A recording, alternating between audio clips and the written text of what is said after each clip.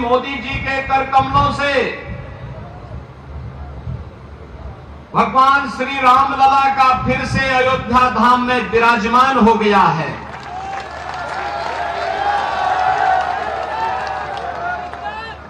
पूरा देश और पूरी दुनिया अभिभूत है, आनंदित है।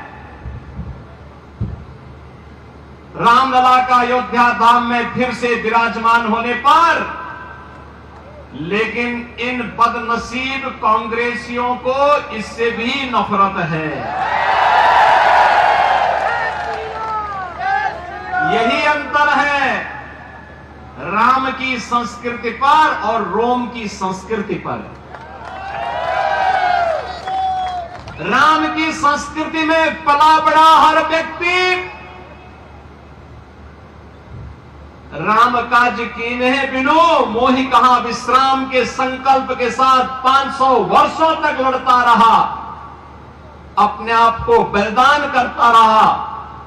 लेकिन प्रभु श्री राम की मर्यादा का पालन करते हुए आन मान और शान की रक्षा करने के लिए राम जन्मभूमि मंदिर के लिए निरंतर लड़ता रहा, कार्य करता रहा।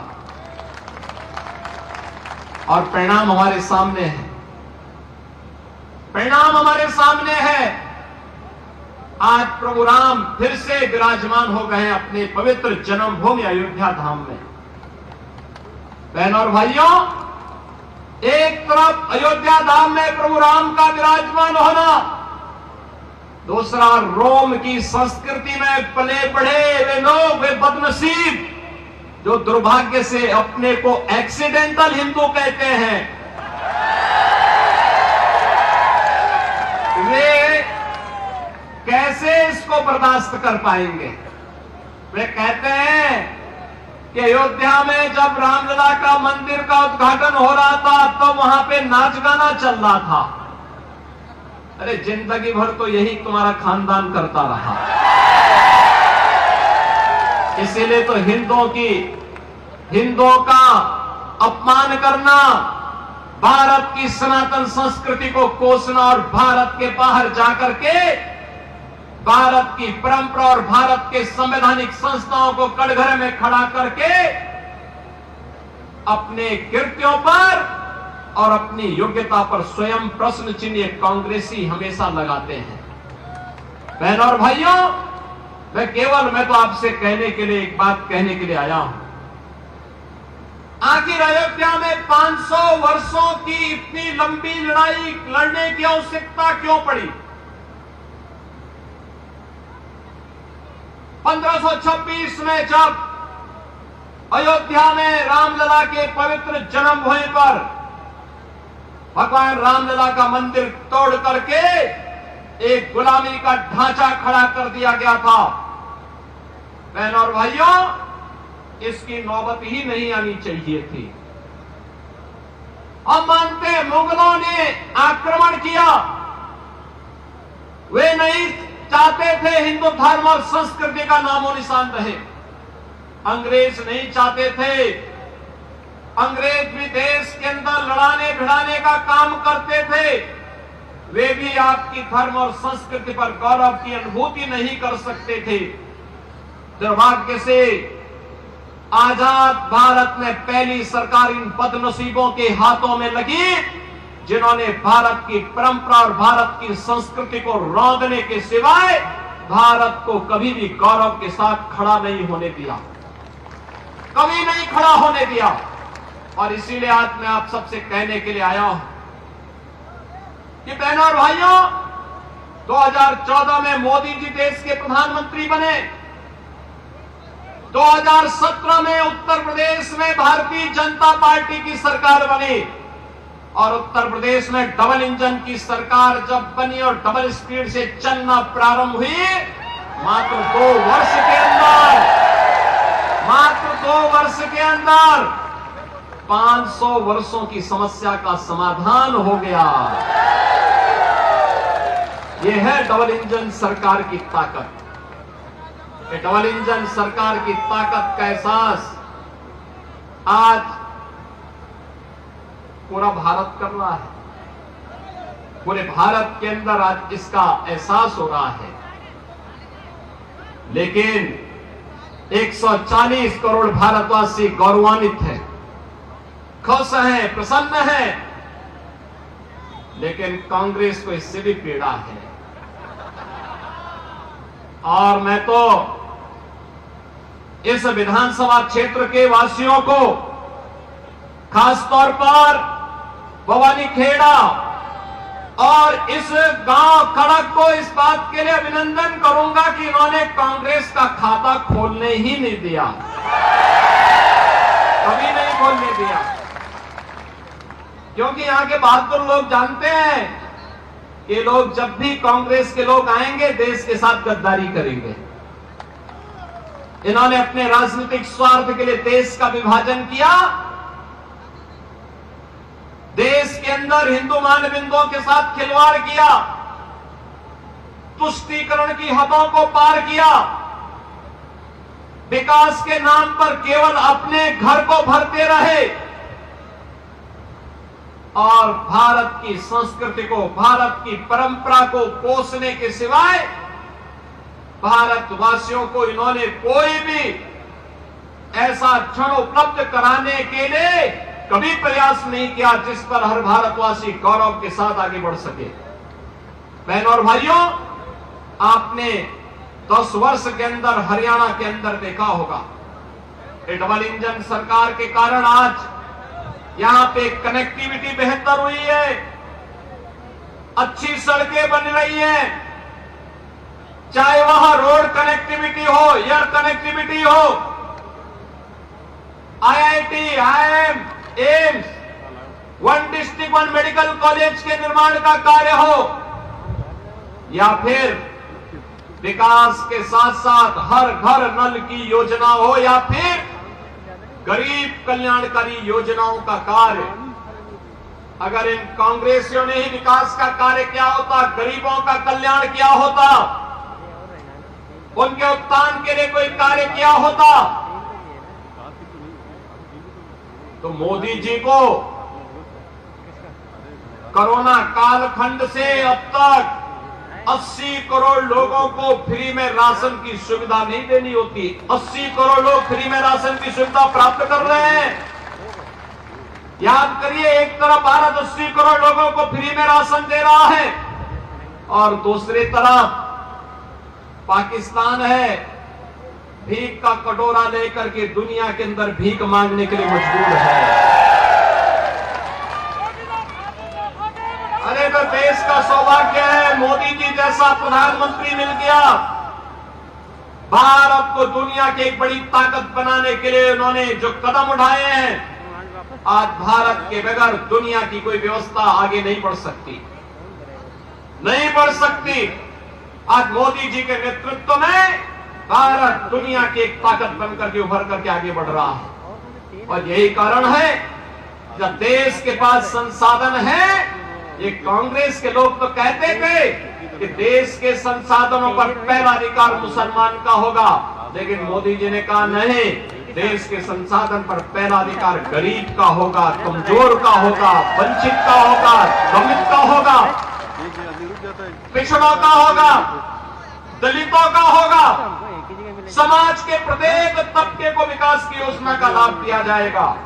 और 80 करोड़ लोगों को फ्री में राशन, 60 करोड़ लोगों को 5 लाख रुपए की आयुष्मान भारत की सुविधा, 12 करोड़ किसानों को किसान सम्मान निधि, 12 करोड़ गरीबों के घर में शौचालय, 10 करोड़ गरीबों के घर में उज्ज्वला योजना के कनेक्शन और 4 करोड़ गरीबों के घर बनकर के तैयार हो गए हैं। उन गरीबों को उपलब्ध करवाया है।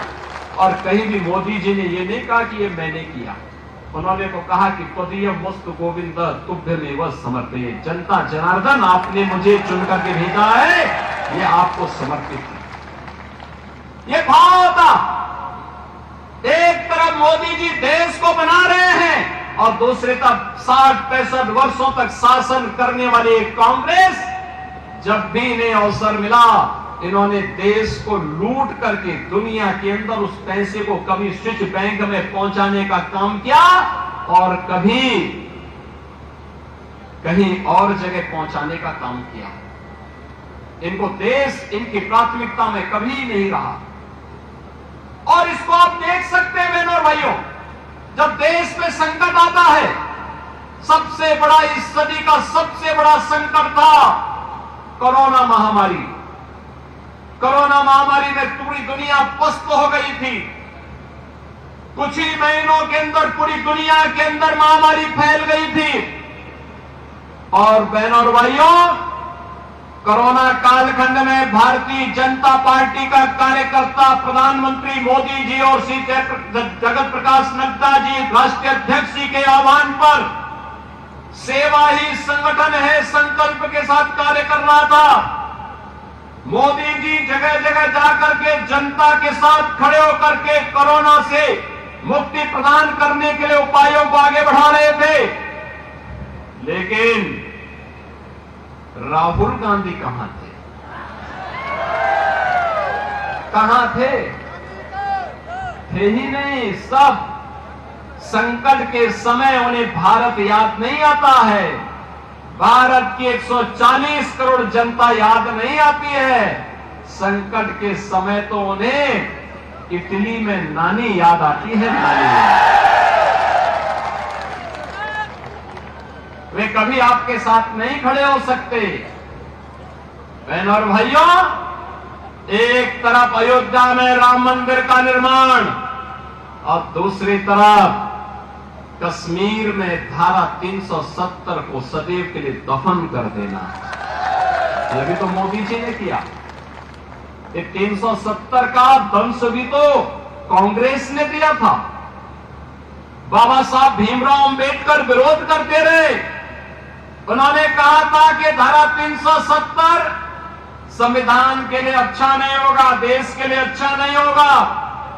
लेकिन रिश्तेदारी निभाने के लिए उस समय कांग्रेस ने धारा 370 संविधान में जोड़ करके कश्मीर को एक अलग स्टेटस दिया। परिणाम क्या था? पूरा देश आतंकवाद की चपेट में आ गया।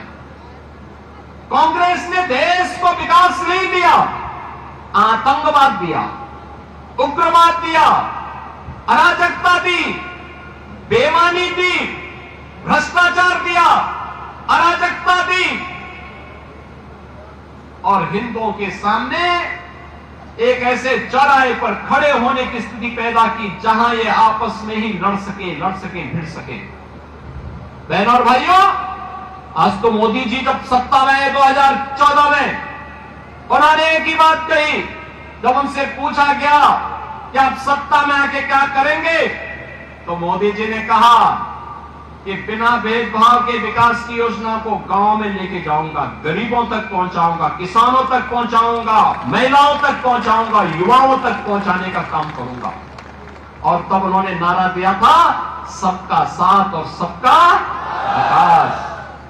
हमने कभी नहीं कहा, हमने तो कहा विकास सबका करेंगे, सुरक्षा सबको देंगे,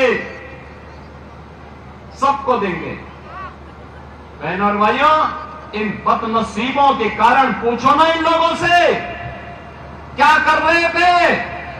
इनके कारण यूपी में हर तीसरे दिन दंगा होता था।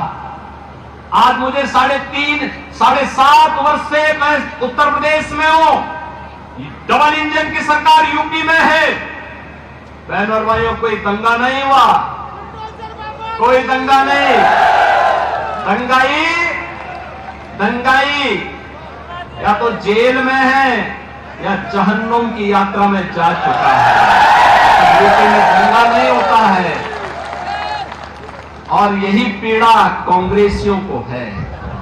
कांग्रेसियों की पीड़ा इसी बात को लेकर के है, क्योंकि कांग्रेस ने यूपी के एक खतरनाक माफिया को, बर्बर जो दुर्दांत माफिया था, उसको भी शरण दिया था और कई महीनों तक उसको अपने संरक्षण में रखा था।